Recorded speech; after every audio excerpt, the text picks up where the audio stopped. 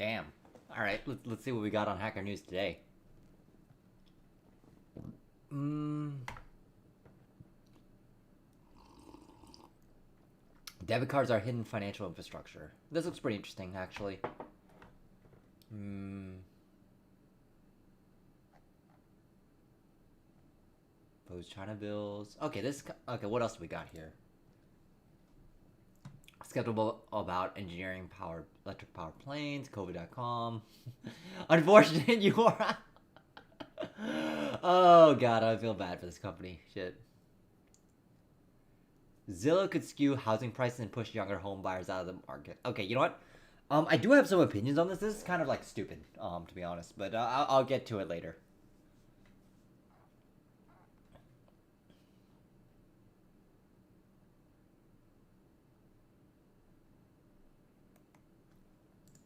I'm actually curious about this one. Debit cards are hidden financial infrastructure. That makes sense. Credit cards are a bundle of payment instruments and loan origination. You might think of a credit card as strictly less interesting given that they lack loan origination. But okay, yeah, blah blah blah. They made retail banking a better business. Sure, why not? Much of the retail financial services concern stock flows money set idle. That's true. So then instead of the money sitting idle, why don't you try making money off of idle money? So that kind of makes sense. Banks were considerably boring. Yes, that's true. Yeah. Um, in the United States, payments are free or near free for retail bank customers. Sure. They lend in their name, constitute billions of dollars of operational costs, and risk is assumed to be free for both sides in check transactions. This was historically subsidized by net interest earned on one balance and by using core deposit relationships and the frequent stops by the bank branch it used to entail to sell loan projects with a healthier margin. Yeah, sure. Yeah, most people don't contribute much to their net interest. That's true. That's true. Median checking account balance are like $3,000. Yeah, so they can kind of they used to be able to increase because of larger margins and interest, but yeah, I guess it's kind of changed over the years as interest rates have fallen. This account would blah blah blah maintain checking accounts 120 marginal. So most checking accounts where customers had no other products in the bank were negative contribution margins. That's fair. So in terms of an annual report, we lose money on most customers even when everyone does everything right. So that's fine. Yeah, that's true. They were subsidized by banks and indirectly by customers. Hold up, let me make sure that the. Oh, yep. We tweeted out everything. Sweet. This is considered policy choice, as previously covered. The government prefers almost all members of society to be banked, but it was not an easy policy to implement all around the edges. Sure, unwillingly paying a higher spread between their own deposit and loan price. Okay, sure. I think this also led to things like what's it called? That redlining. Yeah. Enter debit cards, which technology then ubiquitous, becoming common. Okay, consider the median bank user who might have a pre-tax income of $60,000, post-tax and rent of $1,000. Sure. The user might very well have on the order of $2,000 transactions per month. There's $200 a year of interchange revenue, substantially more than contributions from net interest. Sure. Um, yeah. Okay. Let's reread that section because I think that was interesting. So there, if we look back here, there was something about the margin between the yeah. So they're subsidized by the banks and indirectly by customers of banks with larger balances who are unwillingly paying a higher spread between their own deposits and their loan pricing. Sure. So you were paying basically, you might be paid like 2% on a your account, but then you might be charged 6% on a loan or something like that. So low concentration of retirees and small business owners were difficult to service profitably on a branch model. Sure. Debit cards. All right. So 300. So when you charge a debit card, okay, it's actually saying that it's based. They're charging fees on every single transaction you made with the card. All right, fair. Debit cards were a major structural factor in the retail banking boom of the 1990s. New branches were suddenly both a directly margin contributive immediately while having several embedded options on neighborhood economic growth, aging customer base, and cross sells within the customer base. Sure, absolutely. Neighborhoods really merited a bank branch for the same reason they saw increased competition. Blah blah blah. So basically, debit cards were insanely profitable because of the transaction fees. Okay, that's fair. This in Japan, the persistently low interest rates for the past 30 years have made retail banking a very bad business. Have made a concerted push for the nation to be cash-based using electronic payments, which for most typical customers meant credit cards. Okay. Oh, they've made a concerted effort to push more from the nation from being cash-based to electronic payments. Yeah. And if you go to Japan today, it's pretty much still a legacy of that era where almost every single transaction is done in cash. And they really want to try pushing that forward. I mean, if you go to like China, and this was like even 15 years ago, we had these things in Hong Kong called the Octopus Card. And this Octopus Card was basically a debit card that you could load up at like 7-Elevens and stuff. And this Octopus Card would be used everywhere to pay for like, your meals at, like, let's say McDonald's, or even ride the subway or tram or anything like that. So 15, 20 years ago, this system actually existed. Maybe not particularly for banking, but on a government level that, a kind of electronic payment system was actually created. So debit cards as infrastructure upgrades, sure. U.S. quietly introduced instant business-to-consumer payments. Okay, that's the credit card. Have been harping on this, but money moves much slower than data. That's fair. Because you need to settle the transaction accounts and make sure that everyone is actually able to, that their transactions are valid. Blah, blah, blah. Let's try to get to the point here. It's currently considered a boring implementation detail. Yeah. So the only difference is that the business can refund transactions.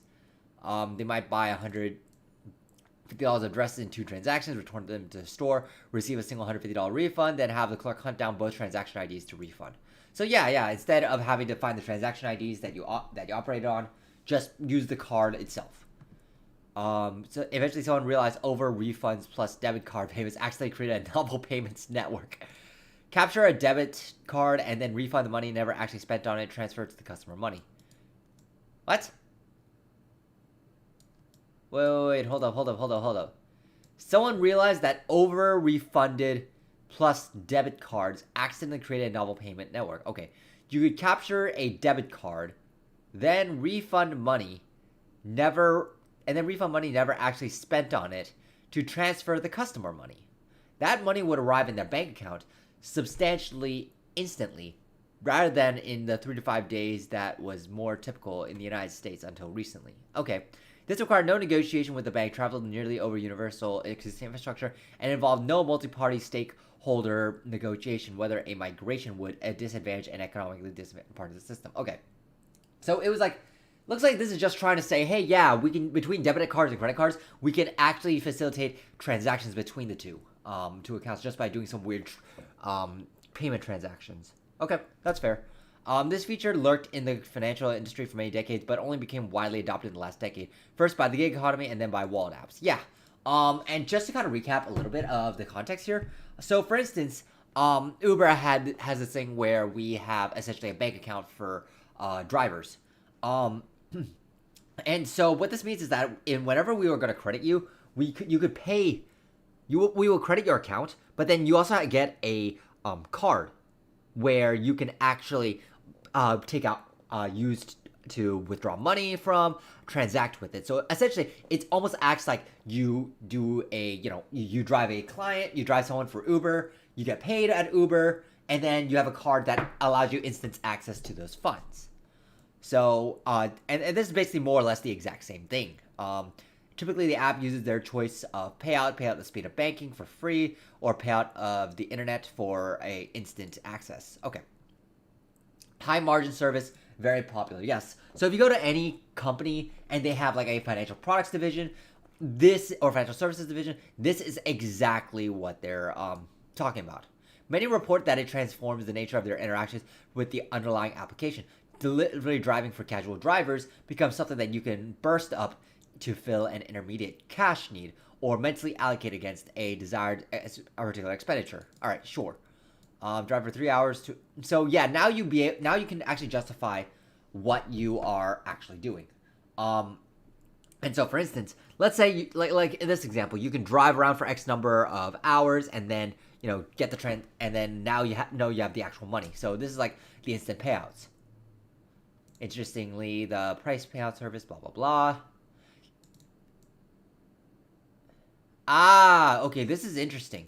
So they don't actually want the user in their they don't actually want the money in their bank account faster. They want to meet an obligation that is known at an immediate future. So charge a convenience fee for instant payout transactions. Charge allows fintech and businesses with embedded financial infrastructure like a gig economy platform to position their own debit cards as a free alternative with the same instantaneous funds availability. Okay, this is super interesting, and I want to talk a little bit about this before my client shows up.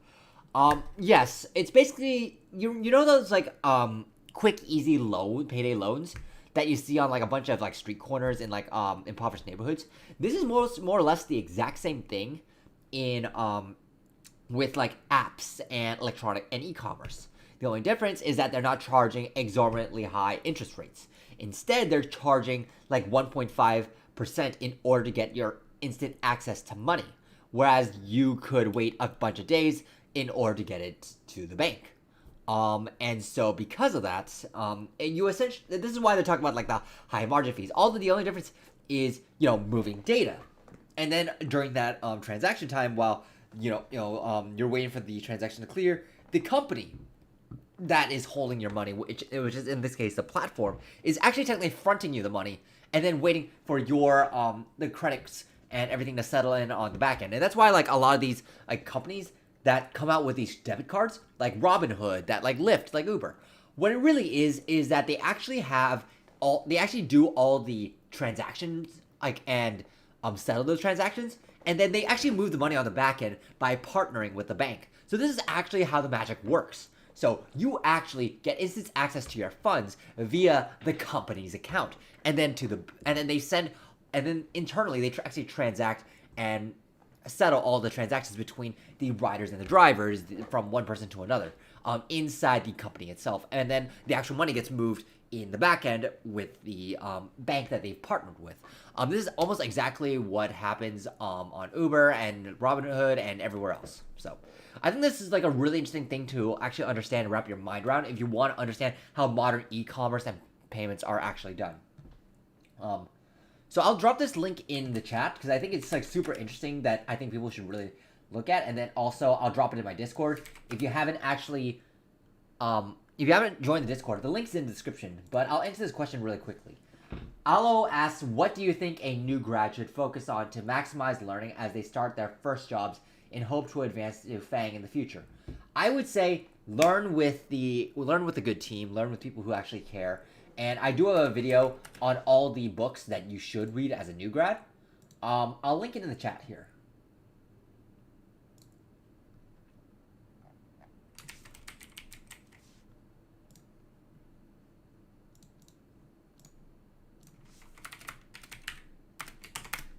In the meantime, I will bring my client on. Let's see what's up.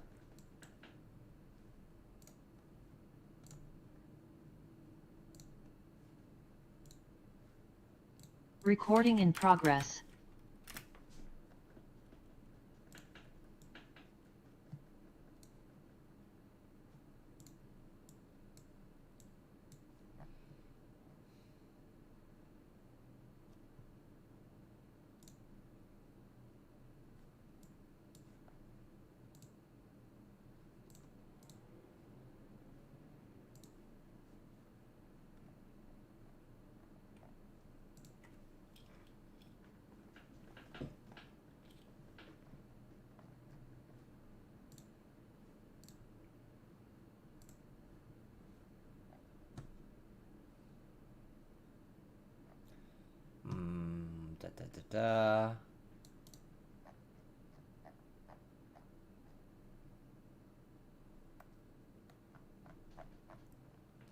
Yeah, I think this pretty much covers the question. I think.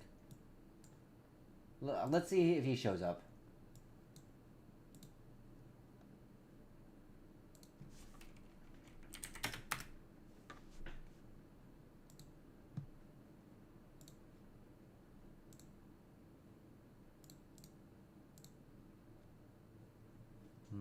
I guess in the meantime we can kind of read this.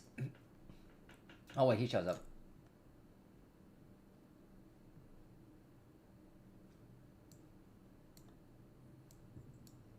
Yo, what You, up? Yo, how's it going, man? it's going all right. How are you? I'm doing all right too. Yeah. So catch me up on like all the things that you're doing, and catch me up on like your practice. How's that gone? Yeah, so let me see. I wrote this down. So, yeah, like we discussed last time, I wasn't really like recognizing not to do certain mistakes and whatnot. Mm-hmm. So basically, just kind of like wrote them down Mm-hmm. on like a binder paper, Yeah. so that like as I'm doing like certain problems, like I'm just kind of like running through that list. I'm like, okay, am I Mm-hmm. doing preconceived notions and whatnot? Solve the problem holistically when Okay. doing any problem, like write the idea down very Mm-hmm. simply. Yep. And actually, more importantly, I was every time I did the problem, I like looked through the two examples you gave from Pavlov. Oh Mm-hmm. no, Pavlo. Pablo. Yeah. I kind of just like followed that format. Actually, I think that actually like helped a lot. Mm-hmm. Because I realized I was having the issue where it was like we discussed the idea should be simple enough that like a 5-year-old can understand it. Mm-hmm. But what that actually means when I was reading through like Pablo's kind of stuff was like it's detailed, Yes. right? And so like it kind of clicked to me like intuition because like I was like, oh wait, if I just describe the idea like very well, Mm-hmm. then that makes the pseudocode that much easier to write, and that makes the testing, like it essentially just speeds stuff up. So yeah, and the past 2 days basically on Tuesday I was pretty I didn't really yeah, Tuesday was just like I was yeah, I just didn't do anything. Mm-hmm. Wednesday I did 2 problems from the recursion. Okay. On Thursday I did the replay analysis and I tried to do another problem. Okay. But for the replays I like went through because last time like during the coaching session it was like I don't think I had like for every problem I did like the replay analysis. So what I have begun doing again, which I was doing before, is like recording every time I do a problem. Because it was like I think we emphasized quality practice Yes. over quantity because like I think I was just getting into that burnout kind of feeling because I was just trying to cram as many problems as possible. Like I was too worried about the deadlines. And I Don't worry wasn't about the deadlines. We can always adjust those. We can always negotiate for those. I don't think it's so much burnout. I think you just ended up falling into bad habits, and I really need to kick you in the pants in order to get you out of it. Okay. Yeah. But yeah, whatever, like, whether it was burnout or bad habits, like I was just kind of like, I will spend an hour on this problem, like, on God, like, and here's the replay for it. Yeah, like, I think, so I did like 2 of the recursion problems, right? And let me pull up the interview diary real fast. Sure. Yeah, let me see this one. All right. Yeah, Yeah. I do see you put up 2 problems. I'm going to open them up. Let's take a look at those. Yeah, and yeah. Okay. How can I generate one? Okay, yeah, I like the detail here. I want, and like I said, like you don't have to be super verbose when it comes to the actual interview because, this is like more for your understanding and homework and being detailed when you're studying. When it comes time to the actual interview, you need to be able to express this in a very easy to understand way. So I like what I kind of see here at the top, just briefly looking at this. It's like, so for each, how do we know? Yeah, so knowing this, we can assume that we will have to iterate through each digit in the input array. For each digit thereon, permutation has to be at that digit X. Yeah, I like how detailed you are. And like if you can actually recite this on an actual interview and go through the example, this is pretty phenomenal. This is really good. Okay. Yeah, no, I think it was, I don't know if this was from like Pablo, but like, I think something that also was just like, I think allowing myself to take time, I was just like, all right, like, let me start with like a simple question really. But not only a simple question, it's like, yeah, I don't know how to really describe it other than I was just like, all right, like, how do I, because you keep mentioning like why, right? Like, why did I do this and why do I need to do that? And I noticed I wasn't really like doing that in a lot of my problems, like asking like, okay, how can I start with like the simplest case, like let's in like or like simplest state or whatever. Yeah. Right. So yeah, I started doing that. And yeah. Right. So this is like one example of it. I can show you the replay. It is a bit long though. That's it's fine. not like an hour, but I can pull it up. Yeah, let me. Is the replay for this problem? Yeah. Okay. Let me just quickly. I can kind of read through this, and I can Okay, quickly go sure. through the replay afterwards. But I will say this is a good start. I think you should, and this is what I was hoping that you would start to do, like starting last week or a week and a half ago. So, I think having you sending me Pablo's stuff actually like really helped Good. solidify it. Yeah, Fine. because it helped like kind of outline stuff in the. I mean, this is the working sheet that I sent you. The working sheet that we did with him, basically from the start till like right before his interview, and so this is pretty much the same process I'm going for with you. The only difference is at the beginning, you could see like he wasn't like doing that well either, but you saw like how much progress he made in like 3-4 weeks. If you actually look at the dates and times, that's basically what we were trying to do, the exact same thing here. So let's actually look at this problem first before we talk about all that. Okay. So this problem is concerned with computing all the permutations of an array. Okay, that's an easy problem. Yeah, so you need every single possible permutation and combination of the array. Sure. How many can I generate? How can we generate one of the permutations? Yeah. 6 permutations, which are reordering of the elements after the 2, 3, 5, 7. Yeah, so for every single element that you have, you need to be able to generate every single possible, yeah, okay.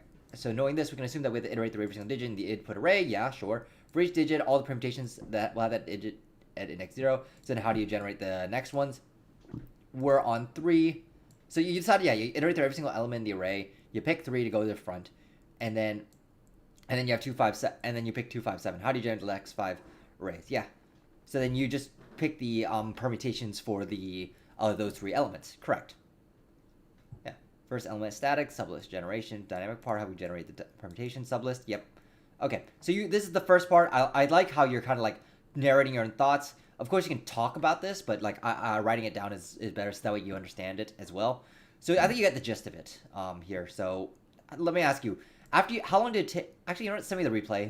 Because I assume that this part kind of took you like 10-15 minutes to do.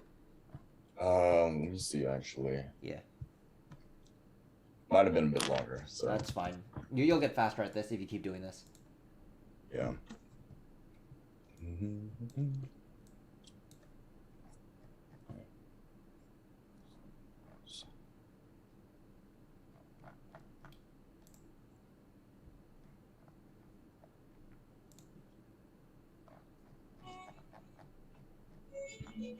Oh, there's some. I was playing like classical music in the background, so yeah.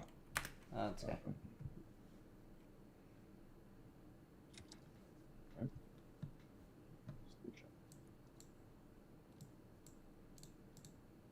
All right, send in the Zoom chat. Okay, you send in Zoom chat? Alright, let me take a look at it. Okay. Yeah, hour and a half, I don't care.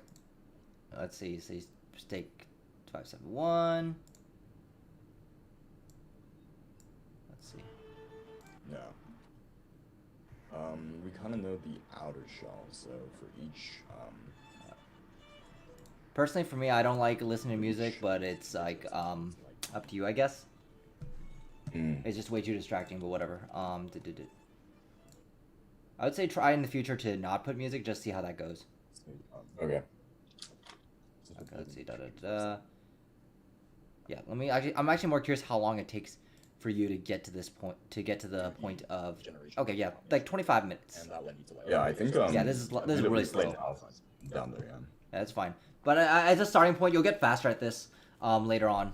But yeah, if you get if it takes you 25 minutes for you to really understand this, it's like there might be some kind of problem here. But it's like it was, you know what I mean? It's like, let me see where we can optimize.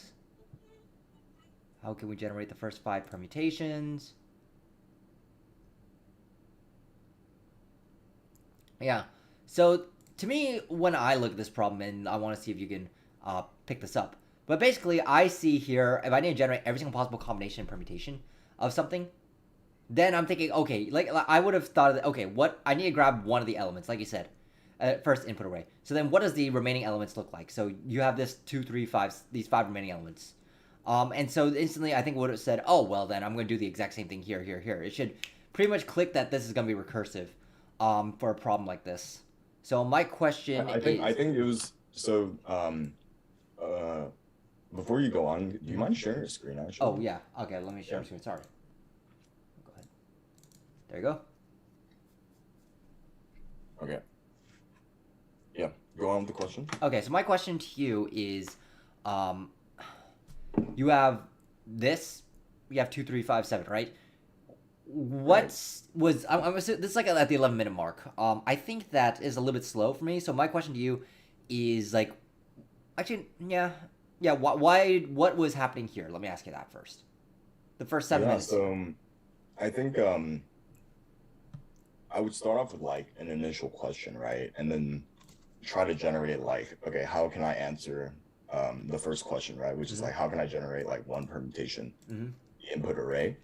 And then the answer to that would be like an insight that can like hopefully help me with a problem. And then I would just kind of like build off of like that. So maybe like there were some steps that were like kind of not necessarily unnecessary, but like were kind of like givens, perhaps. Like we know that two is static, right? And you know that can be applied to like 3, 5, and 7. So I think that's one thing. But the other thing also was like since this was in the recursion chapter, like I kind of also I didn't want to just kind of like assume it was recursion as well. That could be used to solve it. Because I guess I was just trying to solve it holistically. Sure. If that makes sense. Yeah. I get it. And that's fine. Like you should be able to do this detail as well, but you should be able to do it fast. I think this is like a little bit slightly pedantic, in my opinion, because you're talking about like, oh well, I could assume that we can put each digit in the input array, right? And then how do I generate the rest of them? Like stuff like that should come very quickly. So even though I feel like this is just like mostly because you are struggling with this new idea of trying to be as detailed as possible. But there are some details that you can omit because they're inherently very obvious. Some of them you don't have to. And to me, like you could have written this out like pretty quickly. But I think right now this is fine if this is like where you're starting out. But over time, I'm letting you know that you don't need to be this level of detail. Because again, if I asked you to break it down, you should be able to go into it and ask and do this. So I guess like starting out and getting your bearings, fine, no problem. So I'm just letting you give you a heads up. So yeah, and I think also like having it like the reason why I was writing it down was because like kind of the first two problems are specifically like the towers of Hanoi. Like it was like a lot of writing like it out. You know what I'm saying, to see like the relationship. Obviously in this one it's much easier to see. Yep. But I think I was just kind of following that train of thought. I was like, I'm just gonna write everything out, and then once I see it, then I'll do it rather than like, yeah. So my question to you is, when did you actually start seeing what you needed to do? At about what time? I want to see. Yeah. Let me see real fast. Generate permutation. Let's see. At 25 minutes. Okay, so it clicked with you at 25 minutes. So I would say. Okay, so I see. There. And I know like for this one it's like pseudocode. For the next problem I'm like better at it. Like I kind of write down the idea first before I write down pseudocode. But yeah, that's when it clicked, the 25-minute mark. Yeah. Okay, so it clicks at 25-minute mark. So I'm trying to see like how we can speed up your thinking in the first 14 minutes. That 14-minute gap. I want to try reduce that down to like 7 if possible. Yeah, so these are basically, we obviously don't want to generate different combinations of these. Look at this element. Yeah, so for me, it's like, let me ask you, between 11 and 25 minutes, if you remember, what exactly, I mean, I get you have the logical train of thought. It's like, I don't know, let me see if I can notice anything here. Give me a sec. Generate different orders with remaining different permutation. We're just on 3. How can we generate the remaining 5 permutations? Yeah. Look at the examples. We only need to generate on unique combinations. Yes. 3 will always be in front, so 2, 7, 5. Yeah, so this is purely logical. It's just slow. That's it. I would say just the only thing to do is to get faster at this train of thinking. So let me ask, was the slowness in trying to figure out what you need to know next, or just purely conceptual? I think a bit of both, because the concept had to be there first before I knew what would come next, if that makes sense. No, that's not what I'm asking. What I'm asking is, did you know what you need to ask yourself? or were you struggling? Oh yeah, yeah. I essentially what I was asking myself is like, okay, like how do we generate the permutation for a smaller like set for the set Okay. 357? Uh-huh. Yeah. Okay. You Yeah. knew what you needed to do. All that was left was like trying to see how to actually do it. Correct. Yeah. Because it was like I think I arrived at the sublist on yeah, looking at the examples part. Yeah.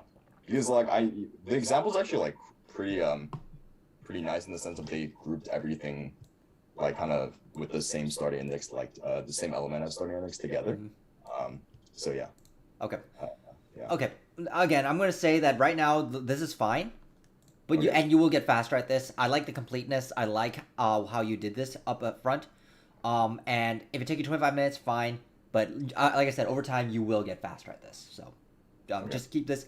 Just be aware that you'll recognize this once you actually look at like your mistakes and try to avoid them and really incorporate this idea here. So okay, fine, fair enough. I'll just chalk up the time and we'll keep an eye on this. Let me write that in your sheet. So today is 11:12. Keep and took.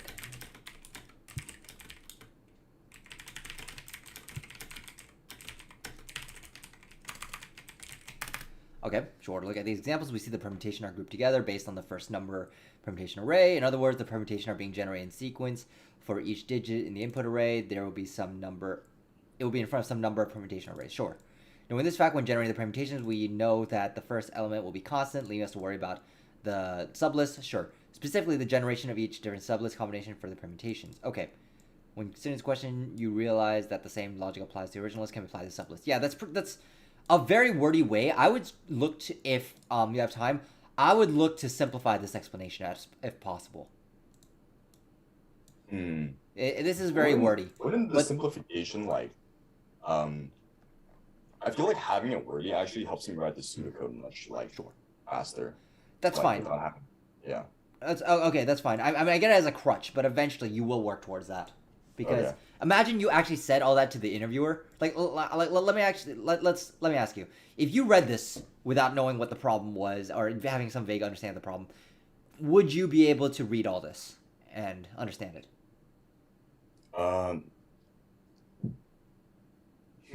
Yeah. No. Don't worry about it. Like I'm just gonna say this is like for the future. Don't worry about this. Don't worry about like all the things I'm talking about today. Just keep doing what you're doing. Okay. Okay, fine. Okay, keep it out. Get 25%. Sure. So, okay. As iterate through the problem in the input array, at each iteration, set the first element to the number. Array 1, good. Create the sublist, pass that recursive function call, recursive function call, append the first element, blah, blah, blah, return. Yeah, sure. Sure. Testing, good. And then let's see, let me look at your replay. See how long it took you to do this. Okay, so you came up with the explanation at about 25 minutes. I mean, you wrote this, let's see how long it took. So you're typing up your solution, I get it. I think most of the time sunk will be in the 25s. Sure. I see you referred back to Pablo's thing. Yeah. Okay. Yeah, maybe I should make that more of a thing for you guys. Okay, so it took basically, let's put it this way. It took you basically about 45 minutes, almost 45 minutes to really talk about, just get to the solution, okay? Mm-hmm. All right, that's fine. All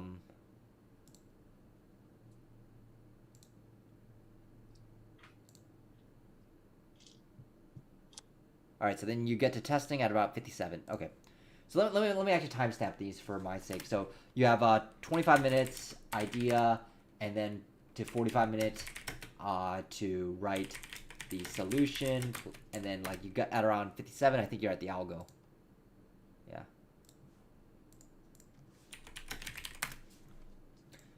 And then yeah, okay.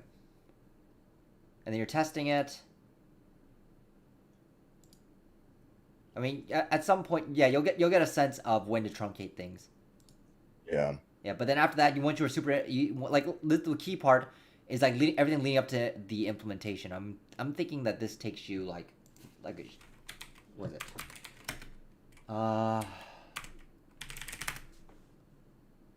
and then after that, you actually go ahead and you do the implementation. Implementation should take you, yeah, it only took you like 8 minutes to write it, or something like that. Yeah, you need to know how to do this, or you can just append to the end of the list. It doesn't matter, but like all these mechanical things, like this should not be, how do I describe it? Really should not be something that you need to look up. You need to be able to do this. So for me, this is like a big red flag. So let me actually open up the timestamps here again. Okay. So it takes you about 25 minutes to write the idea, 45 minutes to really summarize the solution, 57 minutes to write the basic skeleton of the algorithm, and then an hour and 12 testing, and then 18 finish writing impulse. So benchmarking, yeah, I guess it takes you 6 minutes to write that. Writing out the pseudocode taking you like 15 minutes to write pseudocode. Okay. Yeah, like I said, these are a bit slow. So for the pseudocode, for that one, that is, I kind of noticed the reason why it took a little longer for the pseudocode was because I think like my idea, I did it out of like order or something like my original idea actually wasn't that detailed. Okay. Yeah. Okay, that's fine. Yeah, that means that you made some mistake in the idea and then you decided to fix it after the testing. Okay, that's fine. I would say if, like in theory, you should have the algo should be very fast when you do this. Like writing 8 minutes for the algo, I guess it's okay. I would have liked it to be a little bit faster, but I think you'll get to that point when you decide to simplify your explanations and not be as verbose. So really, the big chunk of time I think that is unreasonably lost is going to be up here. So this is the big chunk of time that's lost.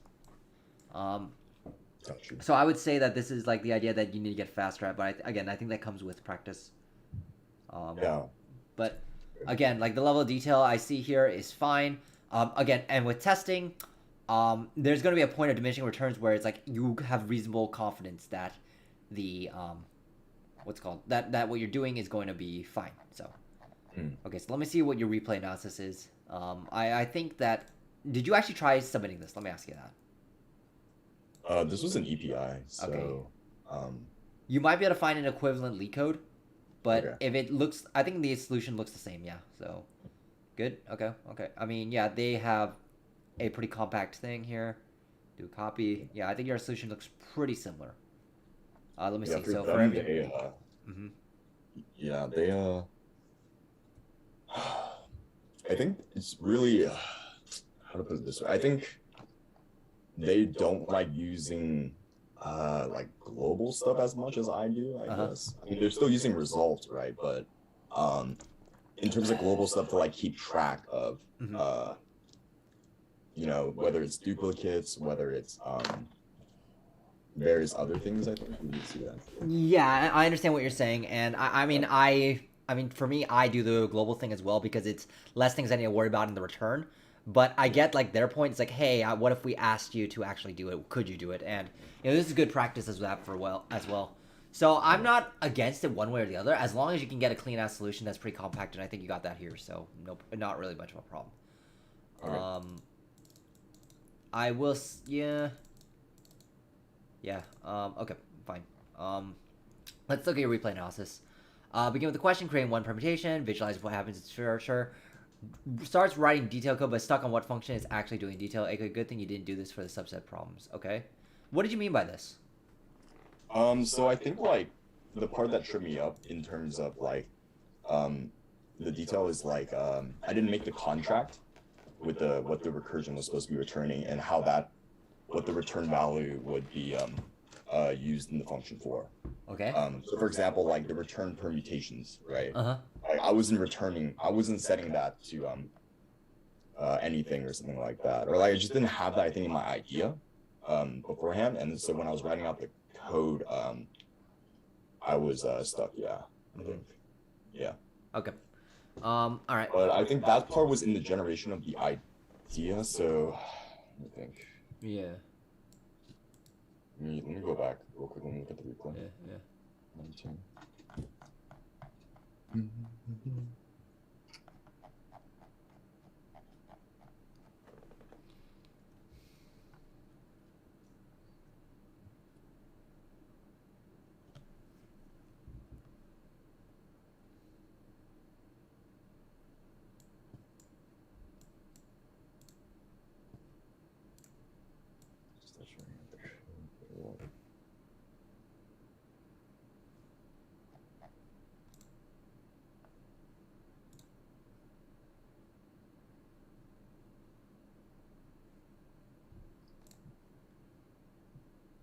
Yeah, so I think it comes from when I was typing like for every number in the sublist, have that number be at the front of the combination and just swap the remaining numbers with one another. I didn't actually like describe like what the swapping was doing. So it's not like necessarily like the return stuff, but like I just didn't um define what the swapping would look like.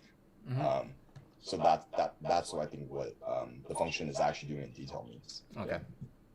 Okay, yes. So it's like, I see, trying to connect your idea with how it would actually work. But again, I don't want you to think in terms of code. I want you to think in terms of like the general idea. Oh yeah. Yeah. I think I just wrote that there because like in the replay, like I'm just stuck there for like the reason why I started writing code was because I was stuck on that idea. Yeah, you're stuck there, so you fell back into bad habits. Yeah. So that Good. You caught yourself doing the bad habit. That's the first thing. Now the next thing is to actually punish yourself whenever you do that. So don't write the code. Let me double check the replay at 19 minutes.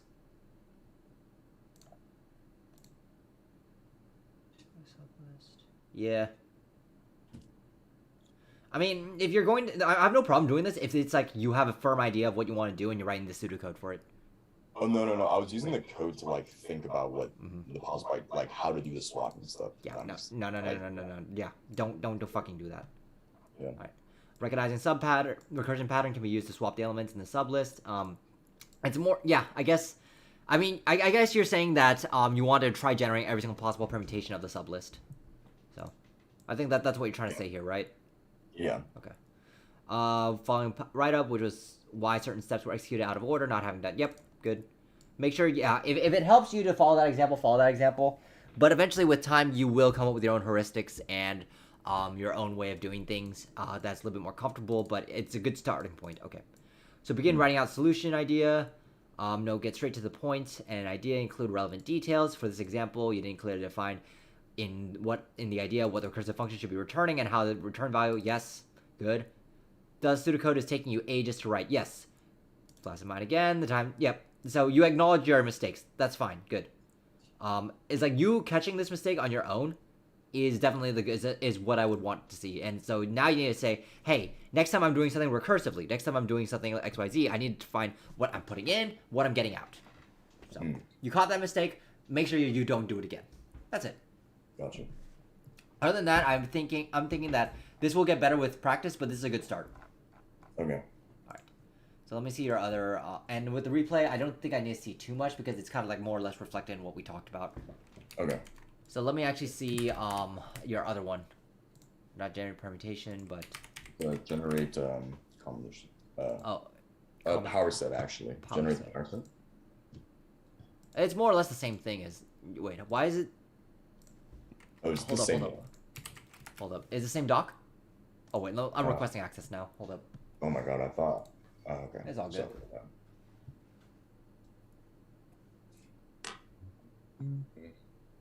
Okay, should be shared with you now.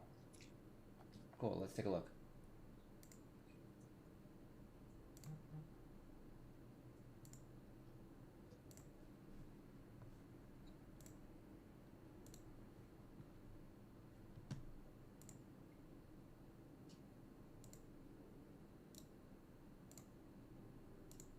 Wait, where's the... Okay, we shared it already. Okay.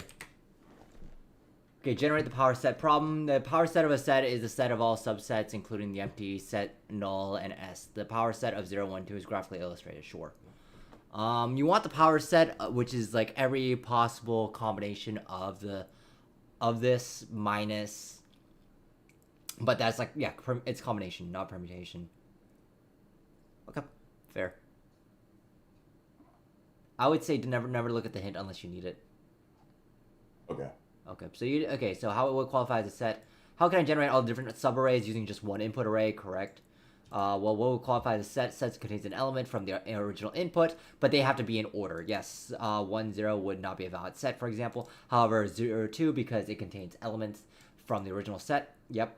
So you could break this down into all the... It's like, was it? Have 3 elements, choose 2. Have 3 elements, choose 1. That's fine. We can handle duplicates using a data structure. Okay. All right. In theory, you shouldn't run into duplicates, but okay. Oh, because if you look at like the Oh, oh, I see what you're saying. Yeah, actually, yeah, there's that overlap. You're right. If you permute that twice, you can run with that. Okay, that's fine. yeah, Okay. yeah. It's more just for like a temporary like kind of like fix, if that makes sense. Like I've noticed that people, or at least in the solutions I've seen, like rarely do people actually use like a set to check for duplicates. Uh-huh. But yeah, It's so I'm hard not sure if because like that's how do actually. you go ahead? So yeah, I'm actually not sure if that's like a bad habit or not. Um, when it comes to like duplicates, like I find like the most common problem, right, is like remove duplicates from like an array when you're like, let's say, iterating through it or stuff like that. Um, and what I used to do is like I used to just be like, all right, we can just like store them in the hash table or like Yep. some kind of data structure that takes care of duplication. Uh-huh. But I think like most people seem to be of the like they go like, oh, can you just like not have an extra data structure like stored in place and stuff like that? So yeah, I was just wondering if that was like a bad habit. Yeah. No, it's remember how we said we grow the solution from the naive to optimal solution? I think the most naive way of doing things is as you described, like starting with that set. But then what's the reason why it's inefficient is because you're using extra space in order to do it. So a lot of these solutions that they come up with is the next step on top of that. It's like, okay, how can I make my solution even faster, even better, even more efficient? Oh, okay. So when an interviewer kind of like makes that comment, it's not necessarily like they're basically just saying like, okay, can you optimize this, right? Exactly. Okay, gotcha. Okay. So yeah, this is why like handling duplicates using a data structure. I would also say that handling duplicates is basically asking, hey, how do we detect duplicate sets? It's like, yeah, you can come up with like some weird ass function that involves like, doing some weird hash of a hash, but or elements of the hash. But to me, it's like this is never really ever very clear. But I understand what you're trying to do here. So let's see. Look at the examples. We can see that the way subsets are being generated is by removing elements from the index within. Okay. This makes sense because, I mean, yeah, sure. If you're doing a top-down solution, sure. We can articulate the solution as for each set, iterate through the set element, and create subsets with the end rating. Sure, we check for duplicates by verifying. Here's the thing. Like, okay, the thing is that now you need to ask yourself, how can you make that faster? Because even though you might have duplicates, you're going to use extra space in order to do that. How can you do it without doing that? Oh, the way I would have approached this problem is like I would have done the 3 elements, pick one in order to generate all the elements with one, right? And then pick 3, 2, and then. Oh, so you're doing bottom up. I would have done bottom up because it's almost always cleaner, easier, and it's a lot easier to understand rather than trying to remove elements. It's a lot harder to do remove elements because like you have 2 things going on, and this is like getting kind of advanced. You have the remove operation and then you have the hash check operation as well. When it's just simply easier to just say, hey, grab 1, 2, 3 and create something new. So it's just like the complication that you put yourself in, I think. And also, I don't even know if this is right. Let me actually open up EPI. Yeah. I want to see what the solution says because I don't even know. Like, looking at this, it's hard for me to say if it's right. Looking for each create a copy of the input array, remove the number to create the subset. Check it. Yeah. Even if it's right, I think it's still inefficient because you're still carrying duplicate elements in the array in the hash set. I would bet 7 out of 10 that the book does not do this. The book uses Oh, I guess I can ask you this question. By the way, can I ask you questions about like problems? Yeah, sure. That's what I'm here for. Okay, got you. Yeah.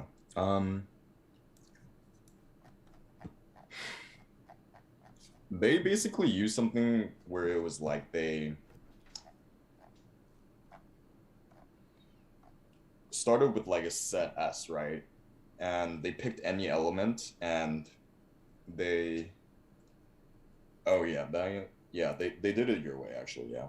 But then they went on to union.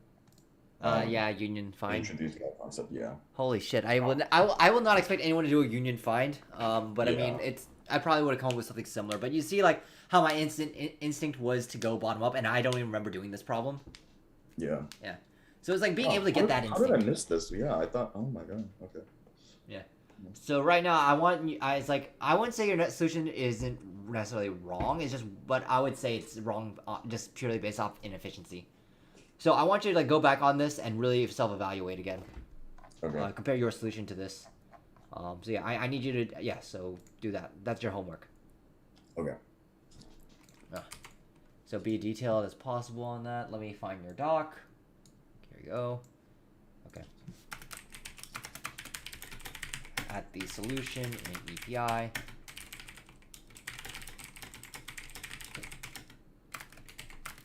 Yeah. And then really do like a full write-up on that. Okay. It's gonna take a while, Similar but to it's what, gonna... like Pablo did, right? Yeah, you can do it the same way he did. But yeah, after like I would say eventually you will get to a point where you can be a little bit more lax on it, but I do want you to have that same level of detail. Okay. Gotcha. Oh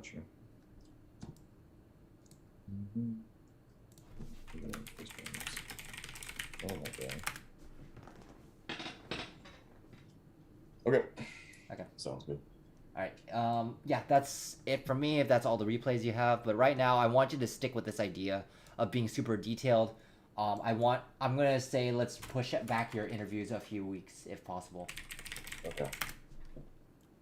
Yeah. So I'm gonna say let's give ourselves an extra 2-3 weeks of buffer room.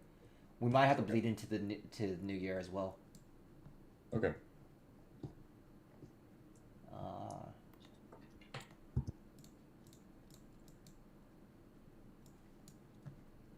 Okay, so let's see.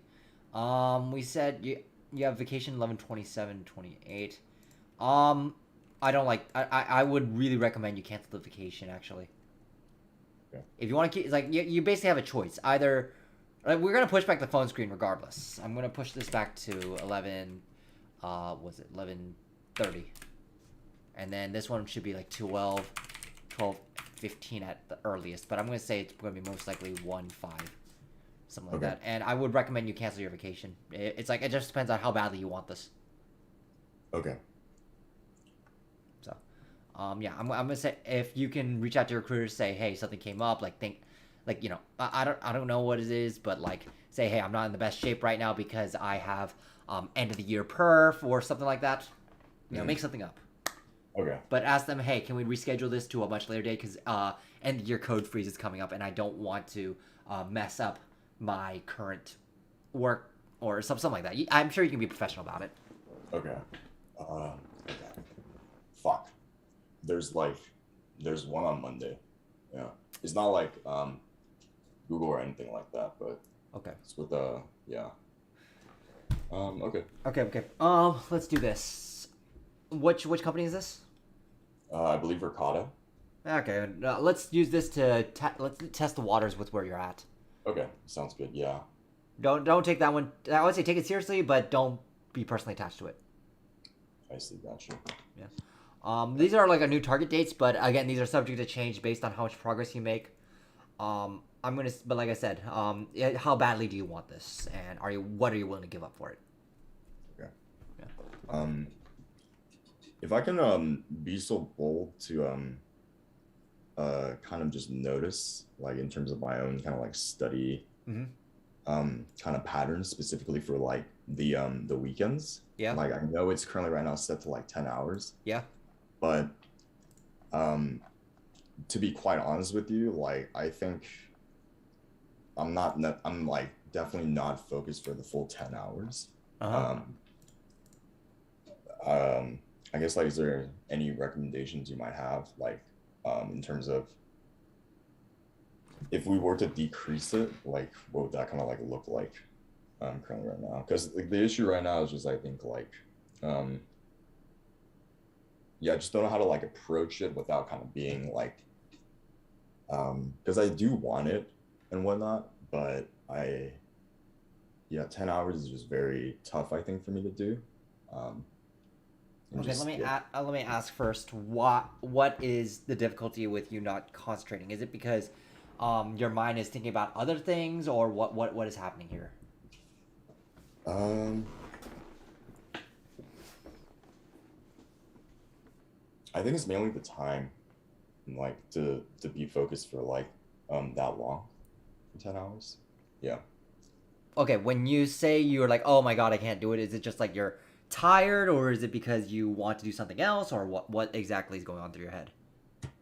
It's mainly tiredness, like and whatnot. Okay. Yeah. At what Fatigue. time on the weekend does it start hitting you? Um, I would say like it's not like it would. It's slow for me to start essentially. That's Okay. the so like for example like I would get to like let's say like I start off around like 8 Okay. or like sometimes like I'll start off at like 10 and yeah I don't know it's just I I guess what I was essentially just trying to say is like is there like does the 10 hours can that be like shrunken down if they're like focused like hours so to speak. Dude, at your point, we don't have that luxury. Okay. I'm gonna say like it just sounds like you're not being disciplined enough because it's like are you? It's like I understand if it's like you are, if it's slow to start up, then just means spend more time warming up, right? That's Okay. all it says to me. Like just just allocate more time to it. And in fact, I gave you 30-minute breaks in between. Hmm. And like I've seen, like you saw with Valid's interview today, he only spent 15 hours a week, and so it's possible. But he was like he made much more progress. And had you like, if this was like 2 weeks ago, and you Hmm. made a significant amount of progress, I would say okay, we can let off a little bit. But right now, we're like 2-3 weeks behind. So and like you say you want it, but to me, it's like you need to be absolutely relentless, and you need to want like when I say I want you want it, it's not like oh it'd be nice if I had it, and I hope it falls into my lap. I mean literally, how much of your life are you willing to give up? And if you're not willing to give up like almost everything, minus like eat, sleep, and free time, then I would say eat and sleep really. Eat, sleep, and study. That should be, and then job. Those are the four things. Nothing else should matter.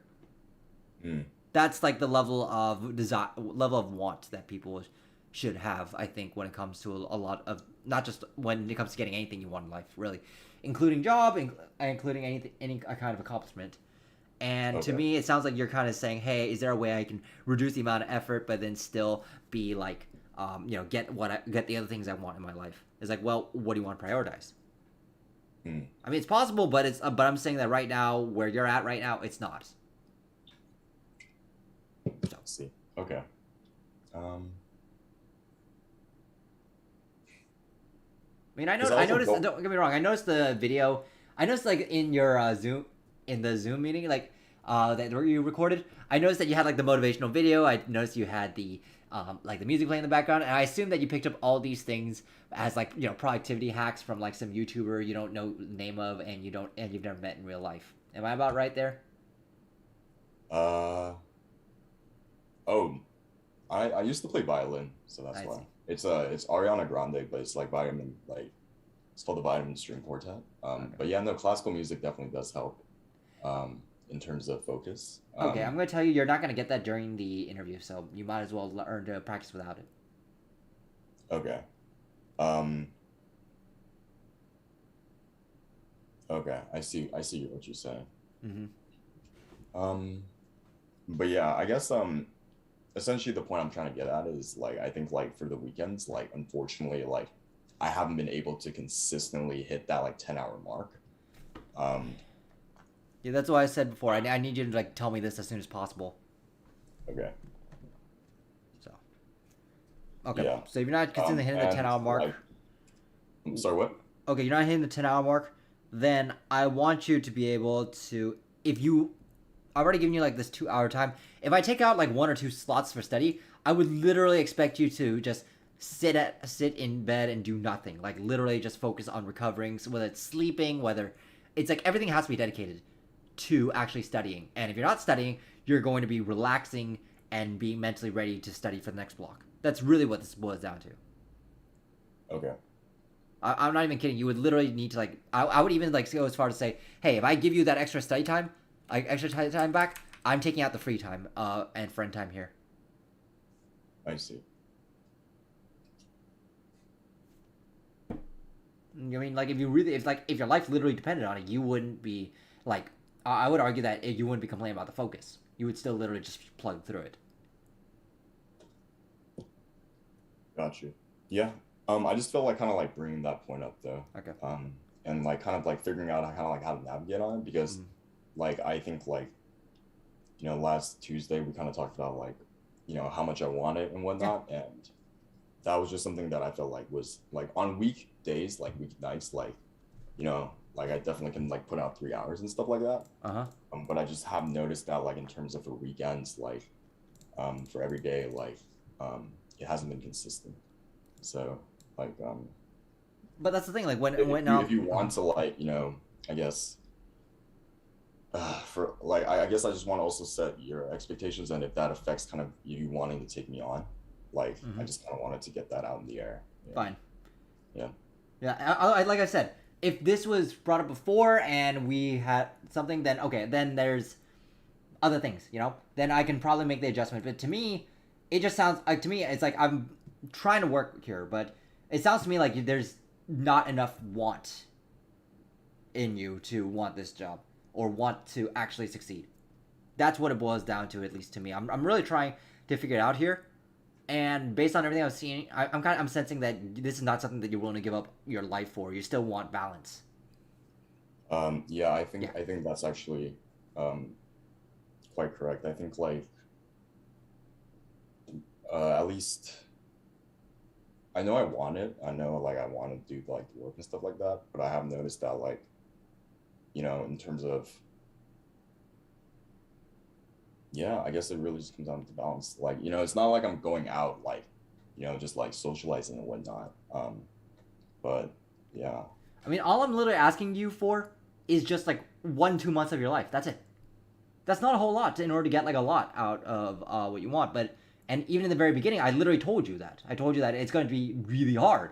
I'm going to say it literally demands your entire life. And then you told me you'd be able to do that. And that you would do whatever it takes. So to me, it sounds like you just kind of lied to me.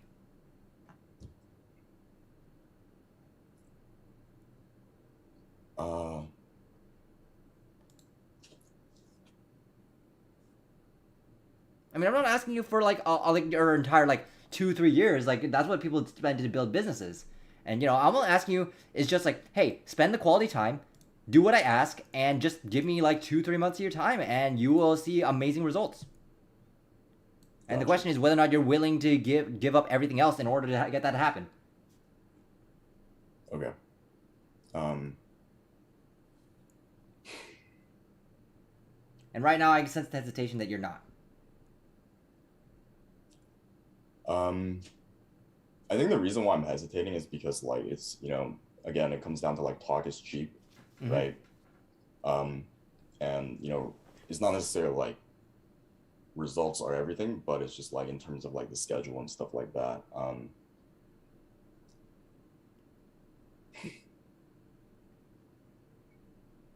If you want it, you'll put in the work. That's all. That's very simple. Got you. If Pavel can do this, if Vali can do this, if every single person in that, look at the what's it called, the interview retro in the Discord. Look at everyone else who has succeeded. Ask them how much time they spend on the weekends. If they can do it, why can't you? Okay. No, yeah. I also don't want to eat my words either, so I'll take a look over that. The interview retro. And then let me know if you really want this or you're just like, I'm out. Because now you're starting to see like what it really takes and I really meant like, hey, I'm demanding your life. So. Right. Yeah. Not quite what you expected, right? No, I have done like I have been put in like similar situations like this. I don't think I so. just thought of like bringing it up to you that like it hasn't. I don't think you have. I don't think you've been in this situation before. That I mean, with all due respect, Edward, like, yeah. It's my opinion. And based on the clients I've worked with, but yeah. So hopefully, with all that, you have an understanding of what you need to do, and whether or not you do it is up to you. Okay. Yeah. All right. Is there anything else I can help you with?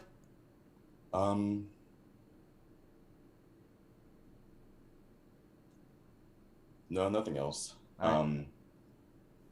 Yeah, I just kind of wanted to like kind of address that like weekend kind of like performance wise, yeah. Okay.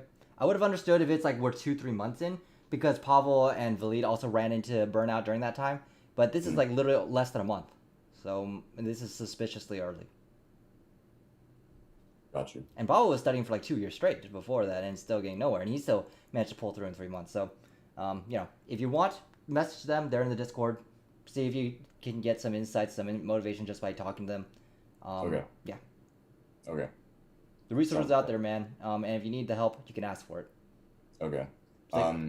It's a different question, like, oh, I can't do it, versus, okay, I can do it, but how do I do it? It's two different questions. Got you. Okay. All right. Anything else? No, I think I'll reach out to them, as you said. I think probably like right now what I'm dealing with is like kind of like the how, perhaps. Okay. And yeah, so. All right. Yeah, good luck, man, and let me know if I can help out in any way. All right. Thanks, Edbert. All right, for sure. Take care. Take care. All right. Let's take a look at this chat. All right. Yeah, I guess I'll take some questions from the crowd if y'all want. Yeah, I'm currently front-end focused with projects. How do I figure out whether they're like back-end for infra or new grad job, since it's rare to get exposure to these side projects? Let me try to figure out how to answer that question. Figure out whether they like. I think it's just mostly you need to like really have an interest in not just creating a product, but also handling really vague situations and scenarios. Let me give you actually a solid example. Let me take my experience. So I was first like fascinated with like writing products myself. I started off on Apple Music. That was the beginning of my career. I did all that as well. And then slowly I kind of started realizing, hey, wait a minute. A lot of these products are built the exact same way. The UI thread, how are all these components underneath what I'm writing? How do they actually work? And can I work with them in a better and more efficient way? And when you start thinking about not just creating something, but also what it takes to create it and all the tools underneath it, that's when you started ready for backend and infra. Although in my mind, front end and back end are relatively the same at scale. Because the reason why is like you have a team that's built making products, whether that's the front end or the back end, right? Or like your front end is like your mobile, your JavaScript stuff. Your back end is like your microservices, and then you have infra and platform, which is like supporting all these different products that can happen above it. And so when you really start thinking about like whether or not you want your stuff to scale, and you want to really understand how all this works, that is when I think. So he was looking low at the end. Yeah. It's because he's not used to. I still think he's not used to things like these. He's not used to giving up a portion of your life for wanting a goal. And so that's why I wasn't asking for like a year of his life. I was asking for just like 1-2 months, and he like 2 months, 2-3 months really. And it's just like, hey, if you can do this, if you can actually if you just give me that, I will give you amazing results that last a lifetime. And that's the question. It's like, do you want that or not? And so like I think once he realized that what it really took, I think he just kind of got down. Like, oh, is this something I really want? Is this something I don't want? Like you kind of saw like he wasn't really putting in the work that I asked him to. And so because of that, it's like once I made it stern with him, I think that's when it started clicking with him. It's like, hey, I need to figure out how to do this. It's like you know what I mean? Like how badly? Yeah, life is hard. How badly do you want something? What are you willing to give up in order to get it? And on Tuesday's session, you saw like, oh, he was feeling really down, and I like quit the stream because of it. And I said, hey, I'll show you on third. There's no point in me coaching you today because you didn't make any progress. He finally made progress. He figured out, hey, this is what I need to do. Maybe he just needs another kick in the pants, And to me, like him complaining about like, oh, I lose focus. It's slows me to start up. The question is how, it's not, oh, I can't do this. The question is, how do I get better? And I pointed him, okay, if you're asking me how do I actually improve on my focus, that's a different question than, oh, I can't do this. Let me trim down the time, That the difference in asking those questions is the big difference, actually. It's like one is leaning towards how do I like achieve the same thing but with less effort. That's a question that you can ask yourself once you like get older and more experienced and you want to improve the efficiency of like your business. That's like one thing. But another thing is like, how do I go forward? How do I actually create something? How do I achieve something that I've never done before? That is the how do I make this happen? And he's asking the first one. That's how I know that I think he's never been in those situations where he had to give up a significant portion of his life to accomplish something. That's really where this comes from. So let me actually show you guys the document, and I'll link it in the. I think I linked it in the resources in the Discord, but I want to show you like this. I want to show you this document. So this is like a past client of mine. And so the reason why, and I sent him a copy of this, and I'll link it later. But basically, you can see this is like the entire problem sheet of like what we did, starting from like week 1. So you can kind of see here, like the red mark is mine, and then he like starts writing some stuff, right? And then you can see here, he can't even solve the problem. He's trying all these states, he's trying like a recursion, but then it kind of fumbles, right? Oh, excuse me. But let's fast forward like, maybe like 6 weeks, Look at the level of detail that he can come up with, like, for this particular problem. Figure out the question. What's the difference? Blah blah blah. Here's an example of his homework. Suppose like what did he need to do in order to solve this particular problem? You see, like he is able to come up with the examples. He is able to figure out the inefficiency, look at the problem characteristics, analyze the runtime. You see like how detailed he is, and this was just all within the span of 6 weeks. And so I was able to send this to him, and then it's like say, hey, you need to get to this level. And notice, like, all it took was, like, 6 weeks of me working with this guy, right? Like, look at, and it's just, within those 6 weeks, he did everything I asked. He did everything that you've seen me talk about on stream. And he did it, and he put in all the absolute amount of time needed. And we have a replay session with him where, I should say a reflection session with him where he talked about how badly he wanted it, and that is in a playlist on my page. It was, like, the live stream with the staff engineer. And he really talked about like, hey, he really so badly wanted, he gave up everything in his life in order to have it. He literally spent 2 years going, like, studying and getting no results before coming to me, and you saw at the beginning, he started from nothing, even though he wasted 2 years of a life, right? He spent 2 years getting nothing, but then he gave me 3 months and all his trust, and I got him like the third highest software engineering offer at his level in his country, and like he was absolutely blown away, like just what hard work and being efficient at that hard work can accomplish. And so this one I'll share with you guys if you join my Discord, and I'll post it there later. But you can see here, like, not only did we do the algorithm stuff, and he got really good at it, we also went for system design as well, like, and he did the exact same thing. I started off like with almost nothing, and then he got really good, like really, really quickly. In fact, like, and he put in extra time outside of his own outside of the hours that I asked him to, in order to get additional help. Look, like, this is him. Like, this is like one of his like freaking drawings. Like, notice we started from nothing, and then he's able to like come up with like the API for this. He's able to come up with like the trade-offs, the requirements, everything. Like look at this fucking shit, dude. Like, I can barely. Admit this. I'm not a backend engineer. I can barely come up with this. So like for problems that he did, like the tiny URL shortener, functional requirements, non-functional requirements, estimates. And being able to resolve all these different like portions of the database, these different services, how these interact with each other, the trade-offs. Here is like the quorum for reconciliation, for consistent hashing, etc. Like, doing all this is all possible, but it first involves 1, putting in hard work, 2, putting in smart work. You can get like relatively 80% of the way there with hard work alone, literally white knuckling and not being smart about it. And then the last 20% is the smart work, where you get to target it. And right now, from what I'm seeing from this guy, the hard work is not there. So, but yeah, I'm showing you this doc because I'm literally proving that with hard work and aimed in the right direction, you can literally go from nothing to staff software engineer in less than 3 months. This is the point. This is like, and Pablo's not the only one. Like, the lead also as well. If I can find his document again, he went from 4 years of experience to getting 3 L5 offers. And we went through the exact same process. We did the exact same thing. He just spent a little bit less time than Pablo did. But, he was able to be very smart at it and very efficient at it. And these guys are in the Discord server. You can talk to them and ask them how they did it. But although I have the Reflections interview with them as well available. So, yeah, my point here, like, I don't need someone to tell me I'm wrong. I know I'm right. These results I get in myself, these results I get in everyone else, these results that on paper as well. And you saw, like, the moment he saw this, he instantly changed and started changing his habits and got a lot better with solving problems. These results speak for themselves. I don't need someone to tell me I'm wrong. My results speak for me. I'm savage, yeah. But you're probably right. You need a Discord. Yeah. You need a sacrifice. Like, it's not much. People, like, for businesses, people freaking spend 10 years of their life to get nowhere. They give up every single weekend to get nowhere, you know? But they want it that badly that they're willing to sacrifice relationships. They're willing to sacrifice, like, their free time because they really want a business to succeed.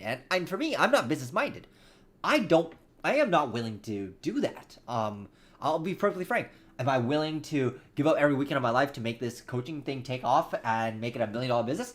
Hell no. No, I don't want that. I just do this because I think that there are people out there who work really hard but don't have direction. And I really want to work with those people. And this is my whole vetting process is.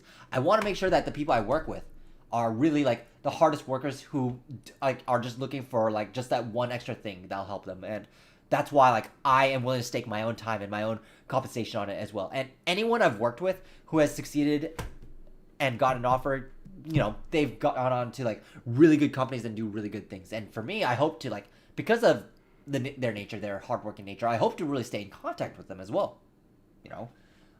And so this is my motivation. That's why I'm not willing to give up my entire life for it. It's about putting my time in the right people, not putting my time everywhere and then, you know, trying to optimize my returns. That's not me.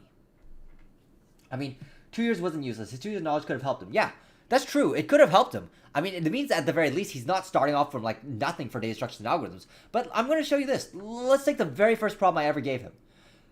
Given a binary tree, find the lowest common ancestors of 2 given nodes in the tree. Look, he literally could not solve this. You tell me if 2 years was enough for this. If you spent 2 years and then you couldn't get this problem and you only got this far, how much was that really worth? Just saying, man.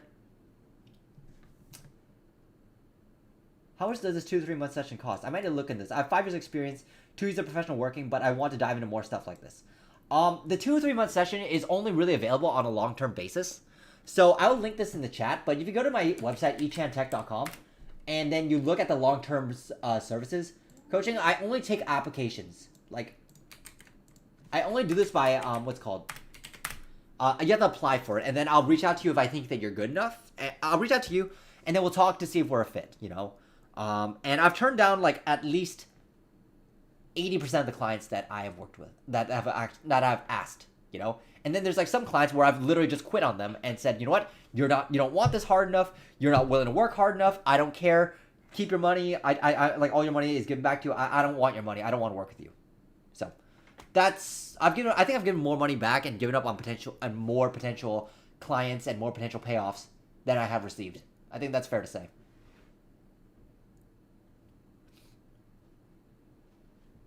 Yeah, you want to be the hungry to be your clientele. Yeah. Because I cannot want this more than my client. If I do, then I'm going to push them in a place that they don't want to be in. And they're not going to understand. They're going to like resent me for it. So you know what? If he's not ready to really give up and really want this, then maybe it's not a good fit, you know? Straight up. I'm going to be honest. And so, yeah, he wants, and like the clients, Valid wanted it, Pablo wanted it, and the results showed. They got the results, you know? And I want it for them too, because, you know, it's my ego that's at stake. And their results at stake too, you know? So I think no one else in the industry is doing this. One, because it's not scalable. Two, it requires a lot of effort and a lot of, you know, putting yourself out there.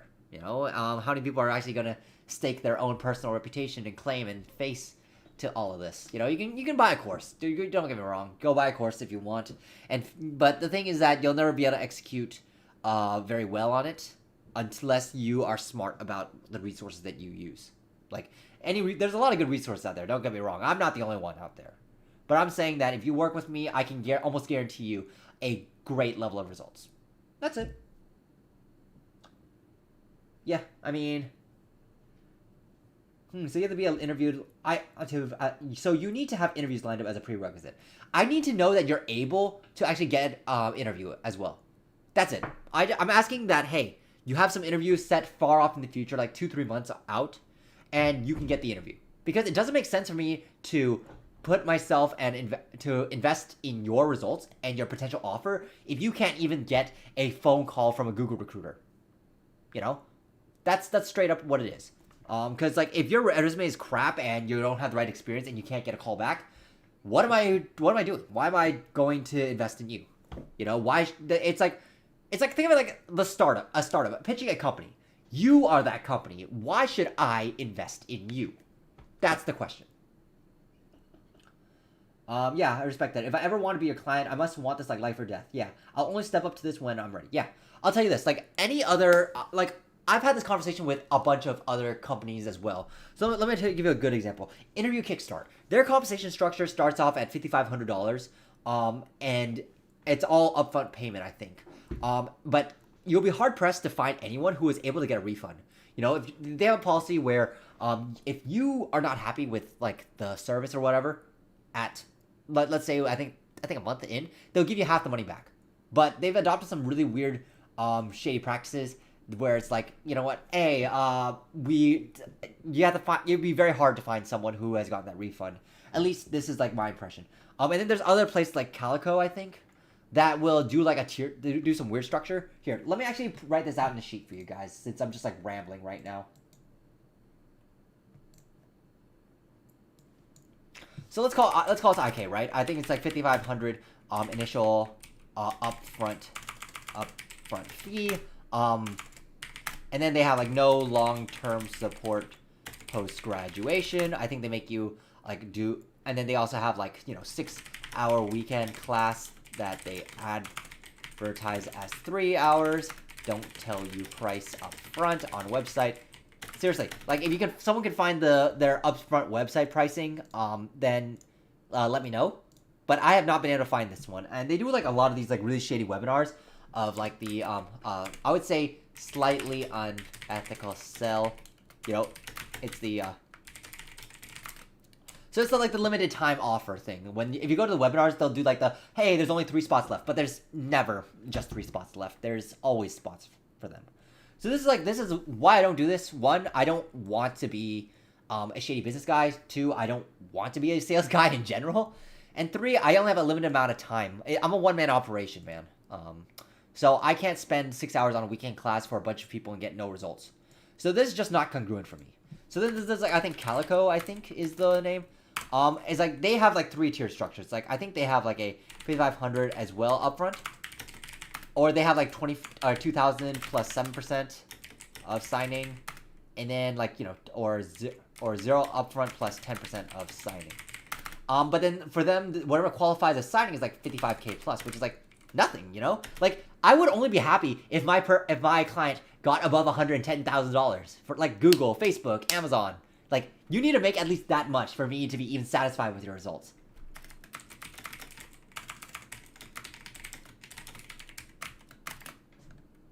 This is like what I expect from myself, and this is what I expect the clients expect from themselves as well.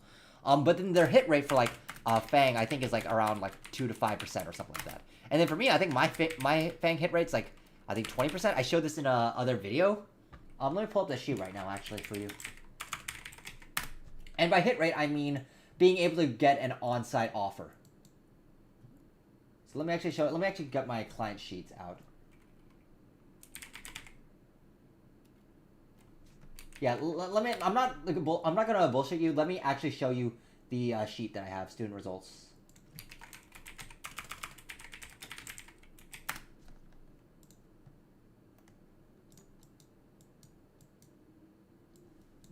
All right, here we go. Oh crap! Hold up. Let me black out the names. Give me a sec. Let me black out the names so that you're not like.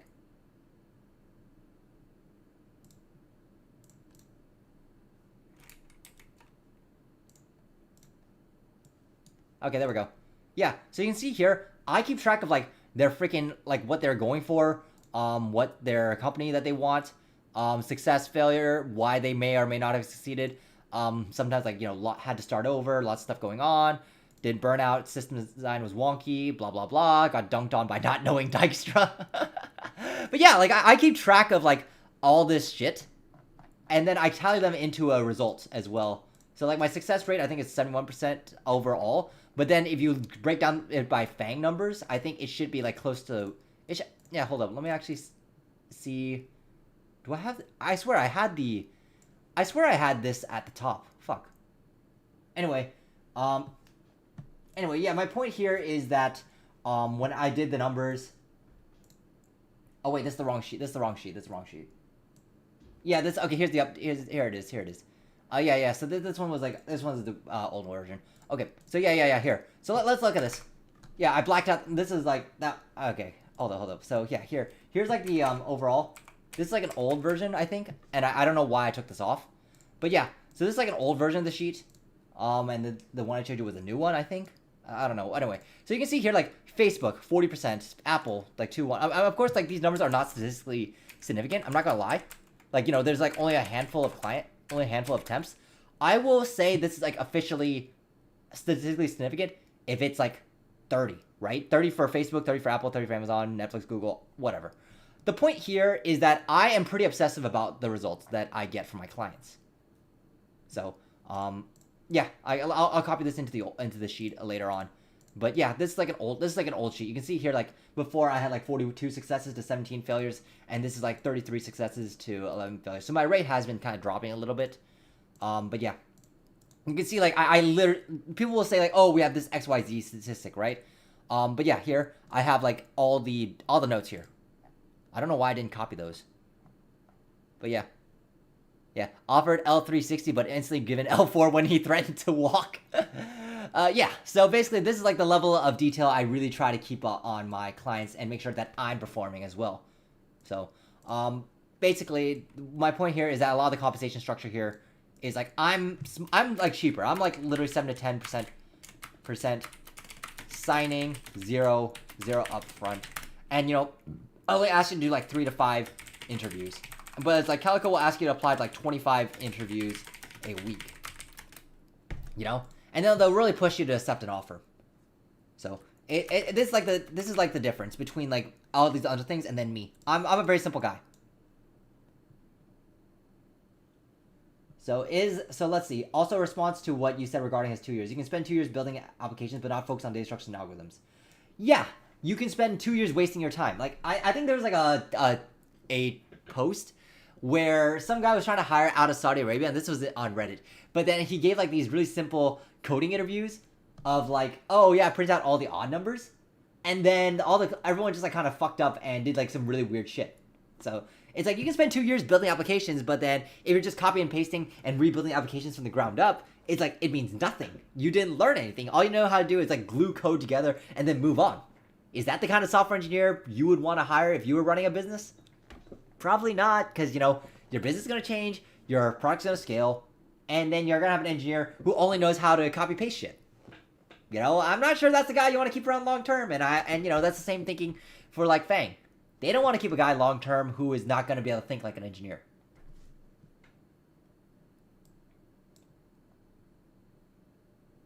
So, is System Designer Primer good course for system design? Yeah, the System Design Primer, that one is a great, it's great chock full of information, but like being able to assemble things in a meaningful manner is like the real test. So let me actually show you guys what I mean.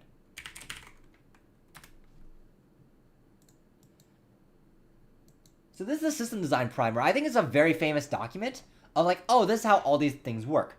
This is just an information bank. It doesn't say anything of how to actually think about the system design and how to grow your approach in a logical manner that can land consistent results. That's what I think I addressed this in my guide, actually.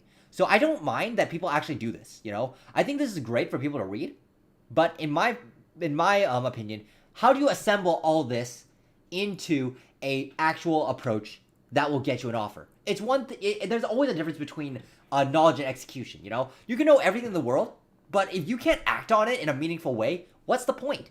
You can know all these different things, but then if you can't even like put it together in an actual interview and design like, say, LinkedIn for 1 million users, then who cares? How does master-slave replication, why would you choose master-slave replication versus master-master in, say, like, Facebook newsfeed or something shit like that? And if you couldn't, it's like, you might know what they are and you might know the trade-off, but then how does it relate to the actual problem you're doing? You can't do that, then your knowledge is absolutely useless, I can know Swahili for all, let's say I know Swahili or some shit, but what's the point if I can't even talk to people in Swahili?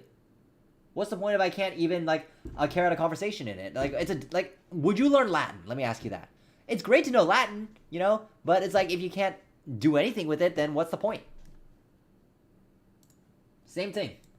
System design. You can know everything in system design, but if you can't fucking do anything, then it's like whatever. I got an interview opportunity too, but I didn't think I didn't do well on my sweet internship. Posted the retro in Discord. Those are just scams, yeah. Yeah, a lot of the places are scams. I can see that your long term is pretty much like a boot camp in terms of paying X%. Correct. I do income share agreement. I can see why you'd be picky about your clients, even though some would like the knowledge. Yeah, some would like the knowledge, but then it's like, what's in it for me? You know, I'm not running necessarily a charity here. I'm running it at a pretty good discount. I would say, like, if you compare like the sheer amount of risk I'm taking on, I'm not requiring people to take on like a 55K salary or 25 interviews a week.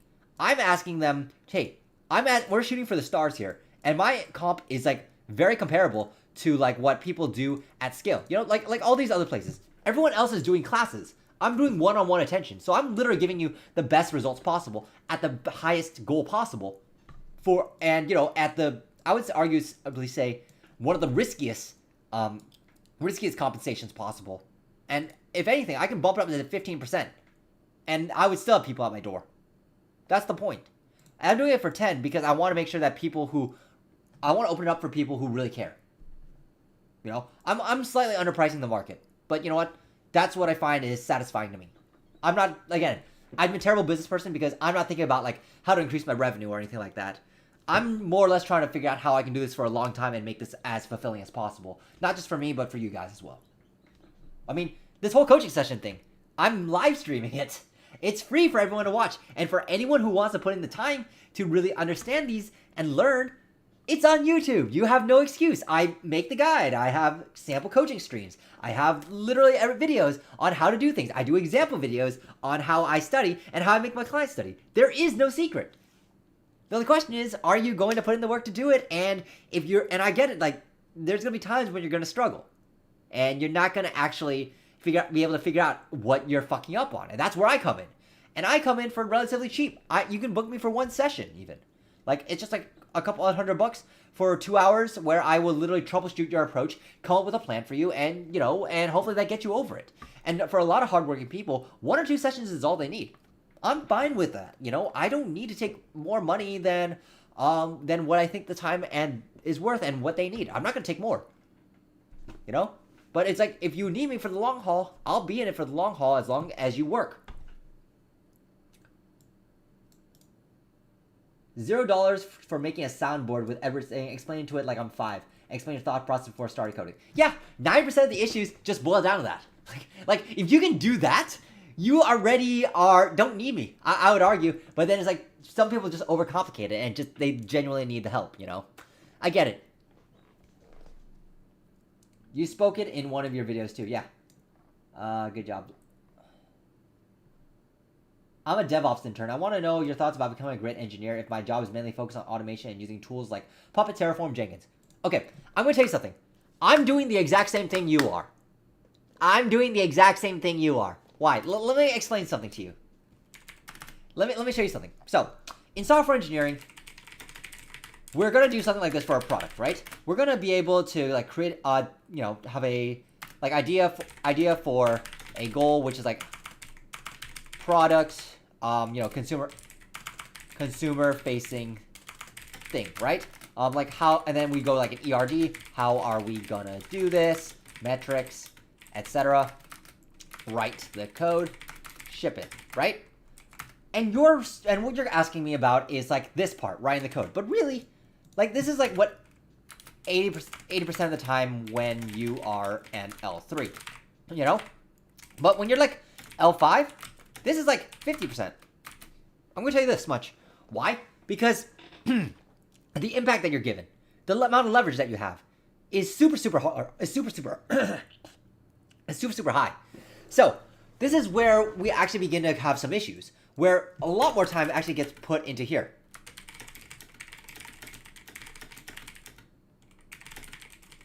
Believe it or not, more and more time gets put into promotion, into actually planning and making sure that the idea is viable, that the that the code and approach that you're using is viable. Everything. All this pre-planning is going to be more or less your life when you get up to like the L5 level. I'm not going to lie. So what does this mean? This means that for things like automation and Jenkins, like you are going to basically just be writing, you're going to be writing this at L3. But then you need to understand L4, L5, well, how do we actually create something better? So let me give you an solid example because I'm being a little bit vague right now. Jenkins. One of the things that I'm doing right now is how do we upgrade all our tasks and pipelines to Java 11. Another one I'm working on is how do we scale our efforts? Because Jenkins is actually pretty bad at scaling. So let me dive into these two things, and I think this will help you understand what exactly I'm getting at.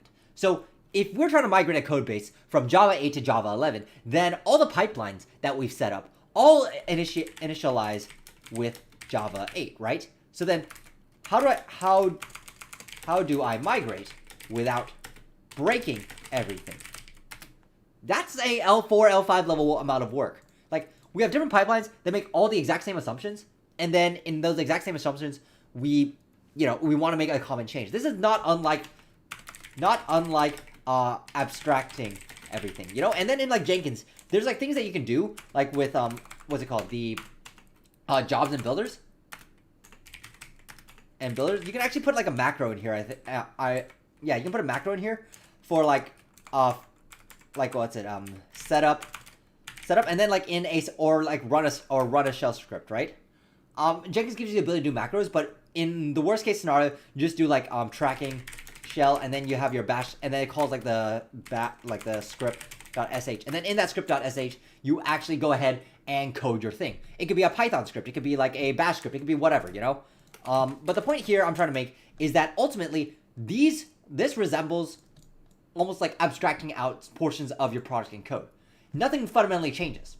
So it's like being able to think in terms of objective thinking. It's like that's what really matters here. So hopefully that's a little long-winded, but hopefully that helps you understand like exactly what is going on. And like these principles do not change. How do we scale our efforts? It's just all in a different dimension. Instead of scaling among infrastructure, you scale amongst product. And infra is like, how do I describe this? Infra projects have like, I always say a ill-defined endpoint, and then product has a well-defined.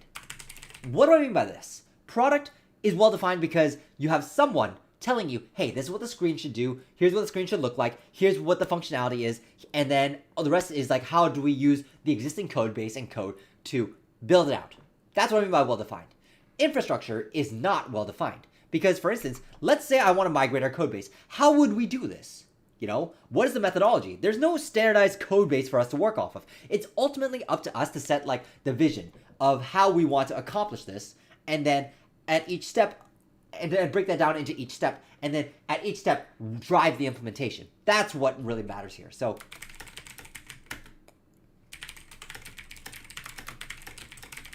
take.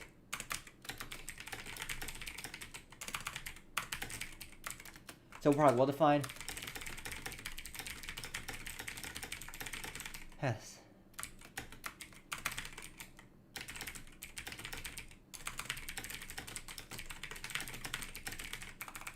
I'll also add here that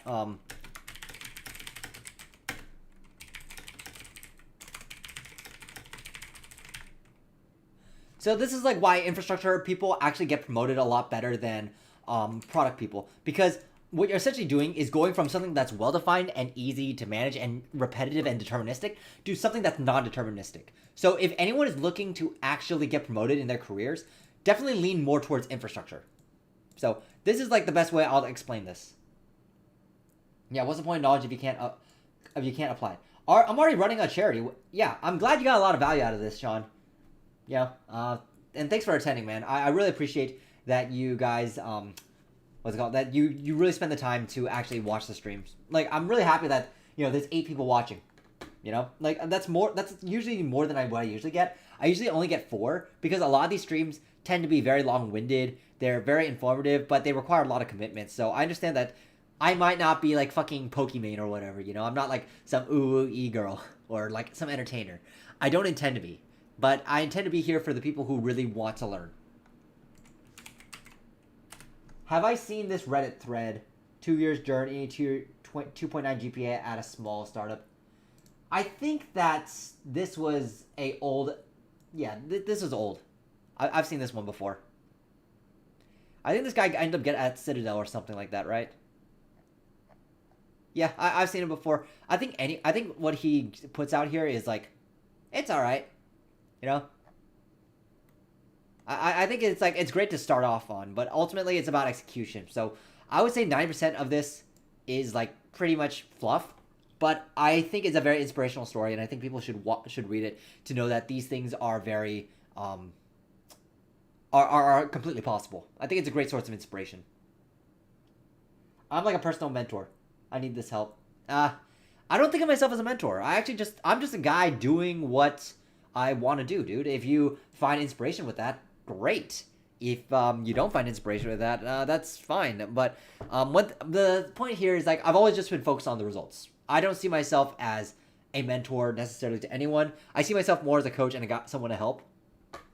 And if you guys get like an insane amount of inspiration and, you know, I guess life help from my rants, then, you know, I'm glad it helped. But mostly I'm just like one angry fucker who just demands a lot of results. You need to apply to what you're working on. FAANG companies aren't the only tech companies out there whose systems get overloaded from data requests and users, etc. Yes, that's absolutely correct. But the reason why people fetishize FAANG so much is because there's a high concentration of engineers that are given a lot of leverage. And in order to make sure these people are, you know, really knowing what the fuck they're doing, then, you know, they need to be pretty goddamn smart, right? I'm pretty sure Google doesn't hire idiots. Because if they did, then all the products would fail and Google search would be down for, like, you know, the entire year. If you had a bunch of code monkeys working on it. That's not the case. Like, Google definitely hires really smart people. And I think if you're going to become a good engineer, you should at least dip your toes in that environment and find a good team in there. Don't get me wrong, there's a lot of bad teams as well in FAANG that won't teach you anything, that are just obsessed with churning out product and then getting thrown from team to team until they retire, you know? Those are the teams you should avoid. But those teams are also necessary because we need people who can just write a product, ship it out, move on. Those are necessary. But if you ever want to progress in your career, you need to move beyond that and think, how do I multiply my impact, my scale, my knowledge, my decision making at an effective level? That can even mean starting your own startup. That can mean going to like a pre-IPO company and just like having some viable impact there. The problems that Robinhood are solving, and they need to solve a lot of problems, believe me. If you were smart enough, you could become like the principal engineer and just like make boku bucks if that's what you're really after. You can make a lot of money anywhere else. But if you're starting off in your career and you really want to learn from really smart people, FAANG is the best way to get there. At least is my opinion. No Uber and Facebook. Yeah, Meta and all that shit. My passion and determination to push these guys to get results is super inspiring to everyone here. I mean, don't get me wrong. There has to be a certain level of respect for these guys as well, because they're willing to come on stream, they're willing to get yelled at by me, and willing to get completely flamed, you know? That's why I don't tolerate people in the chat, like, talking down to them. I don't tolerate that shit at all. Because, you know, it takes a lot of balls to come on stream and to get, like, be humble enough to accept the feedback. And I'm glad you guys find it inspiring. But I was like, more so, I hope you guys really act on it. It's not enough that you can be inspired by it. I'm really hoping that this knowledge actually creates a tangible benefit to your approach in engineering, to how you do the coding interview, to basically how you conduct yourself in your career. And ultimately that's like the best gift I think I can give. It's not the inspiration per se. It's the knowledge and the ability to act on it. And that's exactly what I do with my clients here.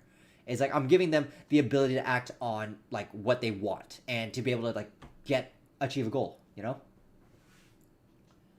I have no idea who Fletcher is, dude.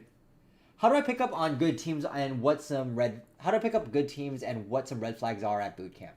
Wait, hold up. I'm gonna get some water. I'll be right back, guys. I'll keep sending the questions. This is gonna be kind of fun to talk about, actually. In the meantime, I'm gonna put some Dota on. Give me like 30 seconds to a minute.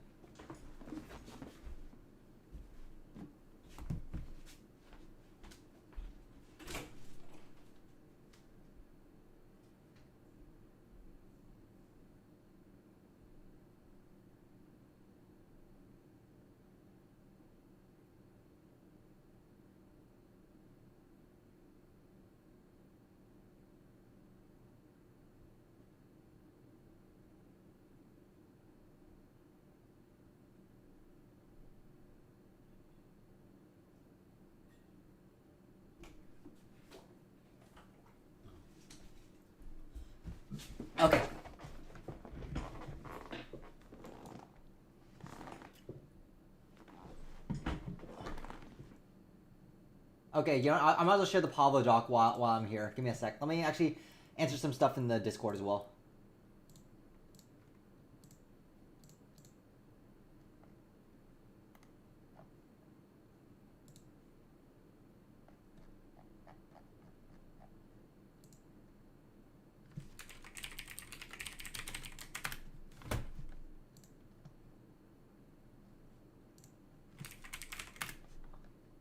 Mm-hmm.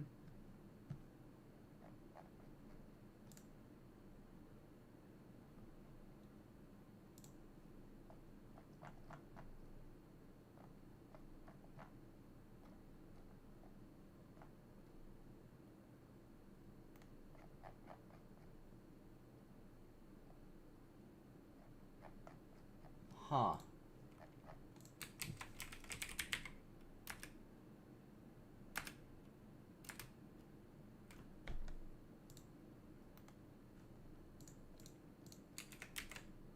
Okay, yeah, I'll link it in the Discord. Give me a sec.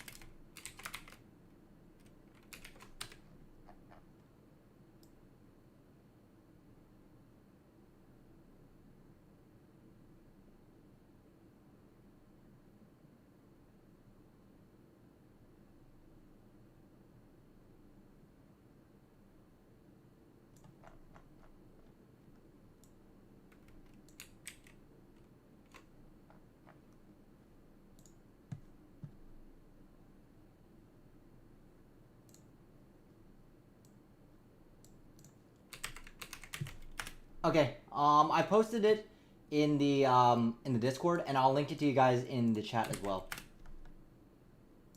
Oh wait, did I break the fucking? Yeah. So I uploaded the I uploaded the Discord. So.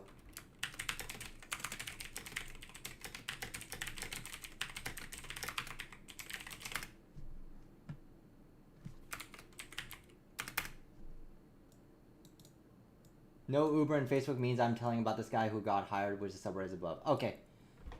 Yeah. So I showed, yeah, all the docs are there now.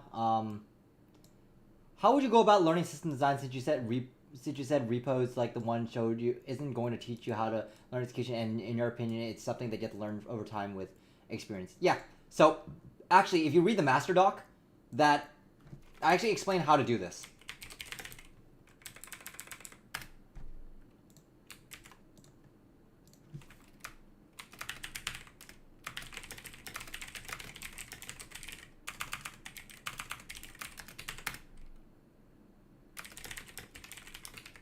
Bottom line, it just involves really coming up with a minimum viable product and then iterating over and over it until you really address all the problems of like scaling up your solution. Now, obviously, you might ask yourself, hey, how can you do this all within how to describe it? Like 25, 30 minutes. The fact of the matter is that once you get really good at it, you actually can begin to start skipping steps. It's like, and you can really dive into the discussions of those as well. So let me give you an example. If I told a chef to saute some mushrooms, right? I don't have to tell him to chop up the mushrooms. I don't have to tell him to like cook it in butter with salt and pepper over 350 degrees, right? I don't have to tell him that because he understands what sauteing means. It's the exact same thing for the system design. If you tell me that, hey, we're going to go straight to DynamoDB, I don't necessarily need you to explain to me what DynamoDB does. I just need you to come up with a very brief explanation of what it does, and then say why briefly you picked it. And then I might dive into like, hey, have you thought about using like a NoSQL database or a DocuStore or something like that, right? And then you would be able to go into a discussion of why you picked DynamoDB over DocuStore. But notice here that you can make those jumps in logic because you are well prepared and equipped to have those discussions. So that's kind of the point here. It's just system design is that kind of practice. And it's not too unlike what you see in the data structure and algorithm interview. It's just really becoming very, very efficient at your time and knowing what you need to justify and what you can gloss over. So Fletcher from Whiplash, good movie. I'll remember to watch that. Yeah, the result is to be independent and trying the hardest to get tangible results before asking. Yeah, it's like, I'm not gonna handhold you, dude. That's not the way I work. It's like, I'm gonna give you the steps, I'm gonna tell you to do it, and then I'm gonna make sure that you are able to do this on your own. You know what I mean? Because I'm not gonna handhold you during the actual interview itself. I'm just gonna give you the tools and frameworks to do it, and all that's left is for you to execute. And I'm gonna tell you what you're doing wrong in the execution. How you decide to act on that and what execution you actually decide to do is ultimately up to you. Yeah. So when is our Discord chief officer coming on stream? To be honest, dude, like, I want to bring him on stream, but like our schedules are not lining up, man. I'm mostly focused on the clients right now. But I'll tell you what, if he ever shows, you know what? Let me see if I can get him on for Christmas. Just mass ping him in the fucking channel, dude. Like in the Discord, go to Discord, ping him saying, "Hey, you want him on stream?" And like if you bother him enough, I think he will show up. So, I guess with that, if there are no other questions here, then I guess I'll stop the stream for tonight. Last questions going on. Okay, so we have a guy on stream in our Discord who I've made an admin. He works at Discord actually, and he's a big finance guy. He knows a lot about stocks and stuff, and I learned a lot from him. Except that he's a fucking neat, and he doesn't want to show his face or talk. So his bread cat bounce. So you know, if you ping him and keep asking nicely, then maybe he'll do it. I don't know, man. Yeah, every day until he shows up. So I guess with that, I'll stop the stream on a high note. I'm glad that everyone really enjoyed, hanging out with me, asking questions. I enjoyed answering your questions. I think we got a lot out of it. So as always, like, subscribe. Please make sure that you make sure that you follow me. We're gonna stream every Monday, Tuesday, Thursday, Friday. And so if you guys have any requests or want to book me for interview coaching, you can book me at echanTech.com. Other than that, have a good night, and I'll see you next week.